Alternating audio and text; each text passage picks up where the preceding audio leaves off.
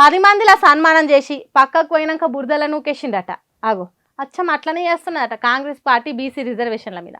ఇస్తున్నాం తెస్తున్నాం వచ్చే పాయే పాయే అన్నట్టు 42% బీసీ రిజర్వేషన్ల ముచ్చట చెప్పిండు.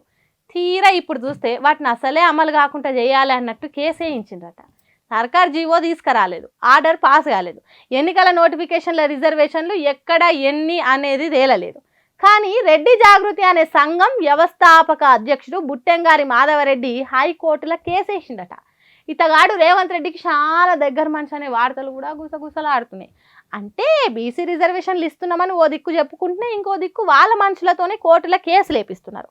అది కూడా ఆలు లేదు సూలు లేదు, కొడుకు పేరు సోమలింగం అన్నట్టు రిజర్వేషన్ల ఖరారే లేదు, కోర్టుకు ఊరికనే ఉరికిండు. ఇక దీని మీద హైకోర్టు నెత్తి మీద సుత్తతోని ఫటా కొట్టిందట. రిజర్వేషన్లు ఇచ్చేదా సచ్చేదా అనేది సర్కారు చెప్పలేదు. పేపర్లలో వచ్చిన వార్తలను పట్టుకొని కోర్టుకి ఎక్కితే ఇక మిమ్మల్ని ఏమనాలి అన్నట్టు కోర్టు ముక్కు మీద గుద్దినట్టు చేసి 3 షర్ల నీళ్ళు దాపించినంత పని చేసిందట.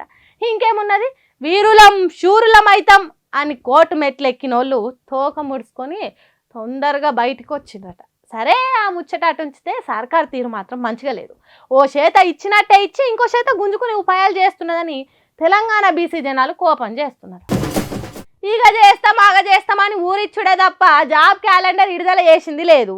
ఇట్లయితే సర్కారు తొవ్వలకు వస్తట్టు లేదని నిరుద్యోగులంతా కలిసి వాళ్ళే పనిచేసిర్పో.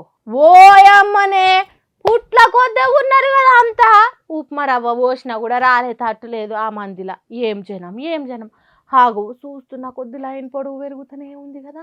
మరి ఎన్నో ఆశలు పెట్టుకొని కొన్ని ఏళ్ళ సంది ఇంకా ఆశలు చంపుకోకుండా ఎదురు చూస్తున్న నిరుద్యోగులు వీళ్ళంతా మాటలు చెప్తుంది తప్పితే జాబ్ క్యాలెండర్ రిలీజ్ చేస్తలేదని దిల్సుఖ్ నగర్ మెట్రో స్టేషన్ కాడ అందరు కూర్చొని ఇట్లా నిరసన చేసిండ్రు.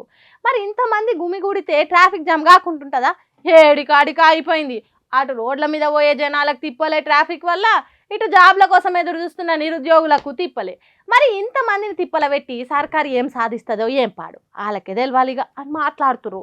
ఇదంతా చూస్తున్న పబ్లిక్ మరి ఇంత రచ్చ చేసినందుకైనా జాబ్ క్యాలెండర్ మీద చిన్న ముచ్చట్నైనా మాట్లాడతారో లేకుంటే ఆగి సోండి మాసగా చూసినంత అని కొట్టి పారేస్తారో వాళ్ళకే తెలవాలిగా. ఏం చేస్తాం.